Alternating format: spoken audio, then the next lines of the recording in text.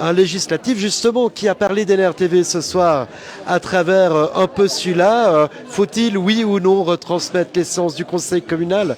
Sacha Soldini, conseiller communal UDC, alors vous êtes carrément pour, vous avez même fait un petit sondage sur Internet. Oui, il y avait un joli enthousiasme sur les réseaux sociaux, c'est clair. C'était pour rigoler, on a fait ça une journée. Il y avait plus de 85% des gens qui soutenaient, donc c'est la preuve qu'il y a un intérêt. Mais surtout, j'ai remarqué qu'il n'y avait aucune critique par rapport à ce projet.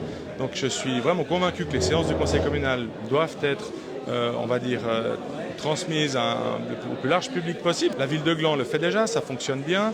Le Grand Conseil le fait déjà aussi. Il y a même une chaîne de l'Assemblée nationale. Donc les débats intéressent de plus en plus. Ce qui est déjà possible de faire, c'est de séquencer ces débats, à savoir que si vous regardez la retransmission du conseil communal par le biais de votre site internet, par exemple, ou des réseaux sociaux, vous pouvez aller directement sur les sujets précis qui vous intéressent, suivre les débats, et puis cela n'empêche pas évidemment de lire la presse locale. Hein. C'est une autre approche des débats, mais là vous avez l'original, si j'ose dire. C'est une forme de PV filmé. De l'autre côté de l'échiquier du conseil communal, le PS est pour aussi. Oui, le Parti socialiste, de toute façon, est aussi touché par l'ambiance qu'il y a et puis les coupes successives qu'il y a eu dans certains médias qui ont été annoncés ces derniers temps. Après-demain, donc le 4 septembre, il va y avoir un atelier justement sur les médias, sur une réflexion un peu plus globale sur les médias et ce que peuvent faire aussi les pouvoirs publics pour les aider. Et je pense qu'on pourra revenir aussi avec une sable de propositions aussi cohérente pour pouvoir aider tous les médias locaux à la hauteur de ce qu'on peut se permettre. Alors l'ordre du jour, justement, vous citiez après-demain, mais l'ordre du jour est exclusivement, voire complètement consacré au cas de la côte. Comment introduire cette réflexion sur NRTV lors de cet atelier? Je vous invite déjà à y participer, vous allez voir comment on va pouvoir faire. Il me semble qu'il y a quand même pas mal d'échanges avec le public. Il me semble qu'on doit ouvrir justement la discussion à tous les médias locaux qui sont dans notre région et on espère que ça pourra s'aimer même dans d'autres régions. Vous savez, l'information, c'est un bien public, c'est pas un bien comme les autres. C'est-à-dire que c'est un bien qui contribue à former l'opinion politique, mais aussi culturelle ou encore économique d'une région et qui sont essentiels.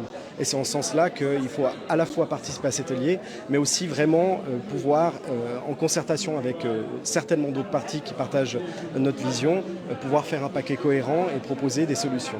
Les voix discordantes sont à retrouver du côté des Verts. Bonjour Alexandre Dupuis. C'est la seconde fois que ce postulat est proposé au Conseil et vous êtes opposé finalement à ces retransmissions. Expliquez-nous pourquoi. Écoutez, au fond, on avait exposé ces éléments la première fois. À mon avis, il n'y a rien qui a changé aujourd'hui. Il y a toujours des problématiques de coûts pour une ville, des problématiques énergétiques, des problématiques d'audience. Je pense que c'est aujourd'hui pas adapté. On le pensait déjà à la majorité. Et voilà, soudainement, sort du chapeau de remettre l'ouvrage sur le métier. Je pense que effectivement, il faut le remodeler.